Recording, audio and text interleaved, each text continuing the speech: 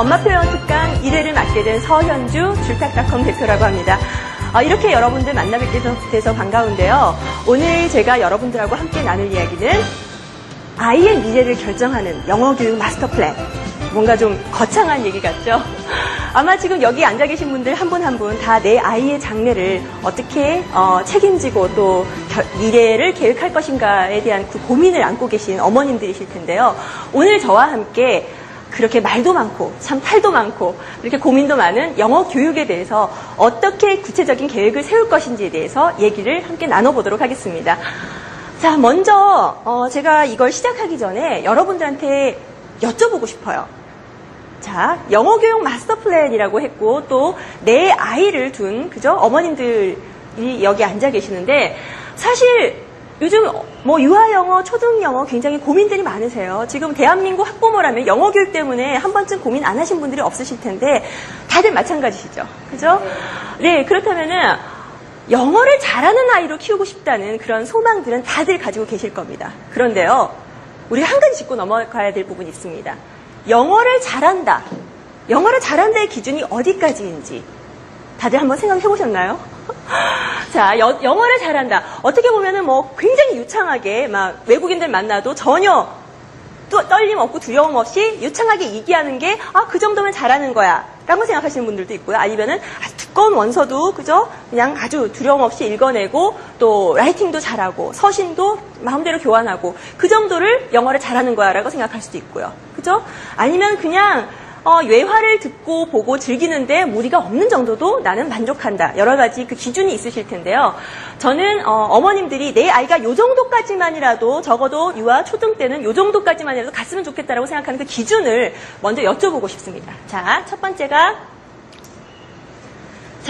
영어와 친한 아이. 그리고 두 번째가 영어 성적이 잘 나오는 아이. 약간 그거 똑같은 얘기 아니에요 라고 물으시지만은 사실은 좀 다릅니다. 그 세 번째가 세계인으로서 글로벌한 그 세계인으로서 영어를 구사하는 아이. 이렇게 어머님들마다 혹은 또 우리 사회에서 이 요구하는 목표에 따라 영어를 잘한다는 기준이 다 다릅니다. 그래서 여쭤볼게요. 자, 첫 번째는 영어와 친한 아이예요. 외국인하고 만나서 별로 무서워하지 않고 여러분들은 어떠세요? 그 길거리에서 외국인들 보시면은 저도 사실 좀 이렇게 떨려요. 말 시키면 어떡하지? 그죠? 근데 요즘 아이들은 별로 그렇지가 않죠. 굉장히 많이 그 글로벌화돼서 그 두려워하지 않는 아이들이 참 많아졌습니다. 그런 식으로 외국인들하고 만나도 별로 무서워하지 않고 그리고 또 영어 원서 그림책이든 뭐 챕터북이든 소설이든 나중에 좀 글밥이 많은 책이든 그냥 즐겨 읽을 수 있고 그죠? 그 정도만 돼도 나는 족하다. 그리고 나중에 그 아이가 지금은 엄마가 그렇게 안달복달하면서 막 잘해야지 라고 생각을 안 하더라도 아이가 즐기다 보면 언젠가는 자기가 중학생이 되고 고등학생이 되고 혹은 대학생이 돼서 내가 정말 영어가 내 인생에 필요하겠구나 라고 생각을 해서 열심히 해서 성공하는 분들 많죠. 그죠? 그때 성공하시는 분들 많습니다. 근데 그때 나는 늦었어 라고 생각되지 않을 정도로만 영어를 미리미리 장애가 되지 않을 정도로 잘했으면 좋겠다. 그게 첫 번째 영어와 친한 아이. 자, 이 정도 목표가 되신 분도 있고요. 또 두 번째로는 굉장히 솔직하게 그런 거 다 필요 없고 나는 솔직히 나 수능 영어 때문에 망쳤다. 그죠? 어머님들 다 기억이 있으실 거예요. 나 수능 영어 때문에 망쳤고 내신도 망쳤고 뭐 입사 시험 혹은 승진 시험 토플 토익 때문에 우리 아빠 머리 아프다. 우리 아이는 성적 잘 나왔으면 좋겠다. 그런 어머님들도 계실 거예요. 그죠? 우리 사회에서 현실적으로 요구하는 그 평가의 기준이라는 게 있습니다. 수능 성적, 내신 성적, 토플 성적, 토익 성적, 여러 가지 그 입사 성적 기준이라든지 이런 게 있어요. 그 성적만 잘 나오면 된다. 뭐 힘들게 지금부터 안 해도 라고 생각하시는 그런 분들도 계실 거예요. 그리고 세 번째는 두 번째는 한마디로 말해서 돈만 잘 벌면 된다. 그러니까 좋은 직장 가지고 좋은 대학 가고 그죠? 돈만 잘 벌면 됐지 뭐 영어가 그냥 수단일 뿐이지라고 생각하는 그 경우입니다. 세 번째는 세계인으로서 영어를 구사하는 아이. 그러니까 원어민과 거의 비슷한 수준으로 그러니까 자라면서 세계를 모델로 앞으로 이 아이가 뭐 대학교를 외국을 가든 대학원을 외국을 가든 세계를 모델로 유엔을 진출을 할 수도 있고요. 다국적 기업에 입사를 할 수도 있고요. 뭐 국제 변호사가 될 수도 있고요. 그러니까 원어민과 의사소통하는 데 있어서 그리고 학문적인 그런 능력을 펼치는 데 있어서 전혀 문제가 없는 아이로 나는 미리미리 키워주고 싶다. 그런 분까지 세 가지 목표가 있습니다. 자, 여러분들 머릿속에 생각하셨나요? 이 정도 아마 이 셋 중에 하나는 다 생각하고 오셨을 거예요. 그죠? 자, 그래서 여쭤보겠습니다. 나는 1번이다. 우리 아이가 영어와 친해지기만 해도 좋겠다. 1번. 네. 목표도 높게 가지시는 게 좋은데요. 자, 2번. 나는 솔직하게 2번이다. 2번. 예. 한번. 작가분이 그렇게 손을 드시면 안 되시죠? 2번. 어머님들은 안 계세요?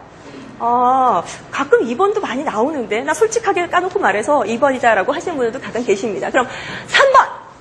목표를 높게 가지자. 아이비리그 못 가라는 법이 어딨어요. 그죠? 우리 세대보다 우리 아이들 세대는 아이비리그도 이제 많이 갑니다. 네, 솔직하시게. 그죠? 자, 이렇게 여러 가지 그 목표에 따라서 사실 우리가 아이들한테 영어를 어떻게 접해줘야 할 것인가는 얘기가 많이 달라집니다. 1번 같은 경우는 주로 이제 유아와 초등 저학년 시기에, 그죠? 어머님들이 많이 생각을 하고 계신 부분인데요. 지금 좀 일찍 시작할 수도 있어요. 혹은 늦게 시작할 수도 있지만은 일찍 시작해서 천천히 가는 방법이 바로 이 1번에 해당되는 그런 부분이라고 보실 수 있습니다. 그러니까 평가에 연연하지 않고요. 또 아웃풋이라고 하죠, 우리가. 그죠? 엄마가 많이 들려주고 많이 보여주고 했으니까 아이가 말도 잘 나왔으면 좋겠고 막 쓰기도 나왔으면 좋겠고 그걸 아웃풋이라고 하는데, 아웃풋이 좀 늦게 나오면 어때? 아이들마다 다 다르잖아요. 100을 가르쳐줘도 그죠? 1000이 나오는 애들이 있고 10도 안 나오는 애들도 있어요. 그렇지만은 그런 거 다 연연하지 않고 천천히 기다려주는 마음으로 가는 게 바로 첫 번째입니다. 네, 두 번째 같은 경우는 솔직히 말씀드려서 만약에 그냥 우리나라 국내에서, 그죠? 우리 세대처럼 국내에서 영어를 잘해서 성적 잘 받고 좋은 대학 가고 뭐 이 정도로 생각한다면은 지금부터 그렇게 힘들게 하실 필요는 없어요. 그 아이가 초등학생 되고 중학생 되고 내적 동기만 부여된다면 얼마든지 할 수 있는 기회는 있습니다. 예. 그런데요, 한 가지 말씀드릴 거는 2번의 경우요. 이 2번의 경우, 그러니까 천천히 해도 돼라고 느긋하게 생각하시다가 미래는 아무도 예측 못하는 거죠. 그죠? 우리 세대가 아니라 우리 아이들의 세대는 아무도 예측 못합니다. 그때는 이미 해주려고 하면 늦은 시대가 될 수도 있어요. 그때 아이가 원망할 수도 있어요. 엄마, 나 어릴 때 엄마가 왜 영어 신경 안 써줬어? 그럴 수도 있습니다. 그러니까 2번도 여튼 굉장히 고민이 많은 부분이에요. 자, 3번 같은 경우. 자, 3번. 세계인으로서 영어를 구사하는 아이. 거의 원어민 수준으로 대화도 같이 하고요. 책도 원어민들 아이들하고 같은 수준으로 읽는 아이들. 이런 아이들이 분명히 우리나라에는 있죠. 여러분들 그 매스컴을 통해서나 책을 통해서나 아마 그런 그 사례를 많이 봤을 겁니다. 그래서 3번이 현실적으로 우리나라에선 참 힘들긴 합니다. 우리나라는 EFL 상황이라고 해요. EFL이라는 것은 그러니까 외국어로서 영어를 접하는 나라. 예를 들어서 ESL이라는 말을 들어보셨는지 모르겠는데 우유 말고요. 네, ESL은 말레이시아라든지 필리핀이라든지 이런 나라들은 그 영어가 공용화되어 있죠. 그죠? 그런 나라의 그 상황을 ESL이라고 해요. 혹은 우리나라 아이들이요. 영어를 전혀 못하는 우리나라 사람이 미국으로 이민을 갔어요. 그럼 미국에서는 그 이민 온 사람들을 ESL 학습자라고 합니다. 예, 그러니까 그 ESL 학습자들은 영어에 굉장히 많이 노출이 되어 있죠. 그래서 영어를 쉽게 빠르게 배울 수 있는 환경이 조성이 되어 있는데 우리나라는 솔직히 그렇게 되기가 힘듭니다. 그래서 이 3번이라는 목표를 만약에 어머님들이 가지고 있다 그러면은 굳은 결심을 하셔야 됩니다. 네, 보통 어머님들이 아니라 정말로 굳은 결심을 가지고 실천할 수 있는 의지를 가지셔야 됩니다.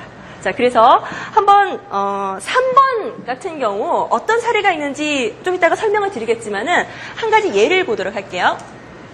자, 제가 뜬금없이 영어 문제를 하나 가지고 나왔어요.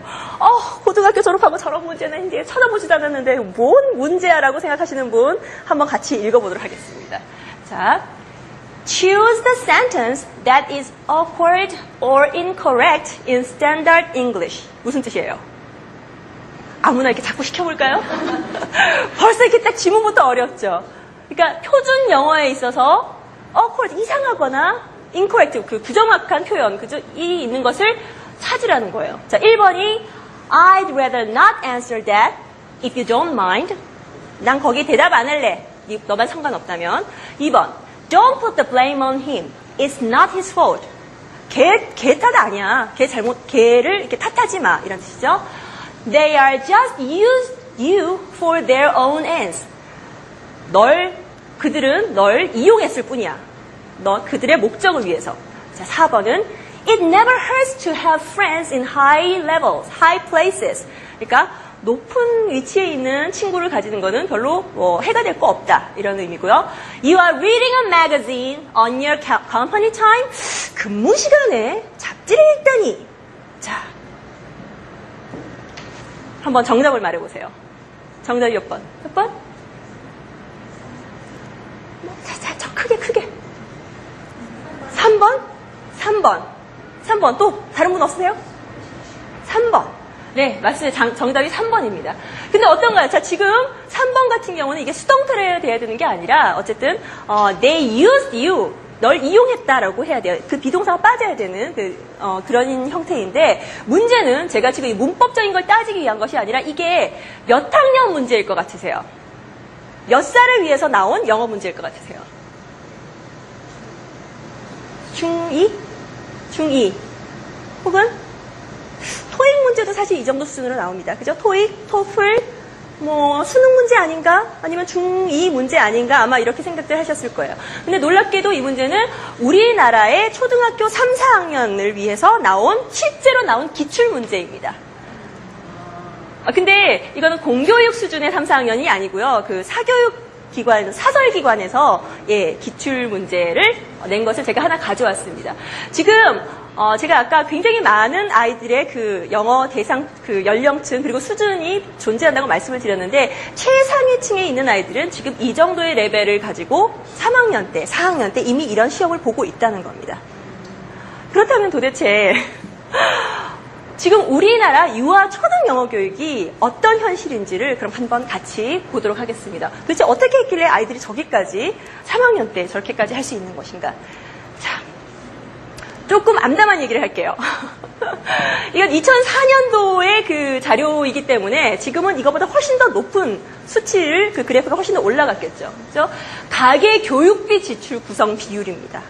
사교육비 그리고 공교육비, 해외교육비. 자, 공교육비는 어떤가요? 그래프가 눈으로 보이시죠? 이렇게 점점 내려가는 거. 그러니까 이게 가계에 있어서 얼마만큼 차지하는가 그 비율을 얘기하는 겁니다. 그 다음에 사교육비는 점점점 올라가고 있는 게 보일 거예요. 특히나 해외교육비가 조기유학이라고 하죠. 그죠? 조기유학을 위한 그 해외교육비는 점점 올라가고 있는 추세입니다. 그리고 각종 신문기사들, 제가 몇 가지 가져오긴 했지만은 굳이 제가 다 안 읽어드려도 아마 여러분들 잘 알고 계실 거예요. 사교육비가 국내 8조 원, 유학이 8조 원, 그죠? 그리고 굉장히 많은 돈이 유학 및 연수비로 해마다 빠져나가고 있습니다. 그만큼 많은 아이들이 유학을 가고 있다는 얘기죠. 그죠? 그리고, 여러분들 지금 유치원생 어머님들도 많이 와 계시는데, 혹시 영어 유치원 보내는 분들도 아마 계실 수도 있을 거예요. 근데 지금 강남이나 이런 곳에서는 지금, 신문 자체는 청담동 유치원이 90만 원 이렇게 나와 있는데, 솔직히 강남의 영어 유치원이 90만 원은 기본 이상이죠. 기본 이하죠. 예, 제가 들은 것도 한 달에 100만 원 이상 다들 지출하고 있는 걸로 알고 있습니다. 이게 지금 현실이죠. 그러니까 따지고 보면은 우리 대학 등록금보다도 5살, 6살, 7살짜리 유치원생의 영어 교육비에 드는 돈이 훨씬 더 많은 것이 현실입니다. 이게 지금 우리나라의 현실입니다. 그런데 이런 그 현실 때문에 어떤 신조어가 생겼냐 하면요. 여러분들 English Divide라는 혹시 그런 용어 들어보셨어요? 신문 좀 읽어보시면은 아마 그런 표현을 종종 들으실 수가 있을 것입니다. Divide라는 것은 나눈다는 거죠. 그래서 이렇게 나눈다는 거예요. English, 영어 수준과 격차에 따라서 계층이 나뉜다는 거예요. 이거 굉장히 심각한 사회 문제로까지 대두되고 있는데요. 이것도 역시 또 다른 그 신문 기사입니다. 전국의 아이들을 대상으로 영어와 수학을, 그러니까 5개 과목을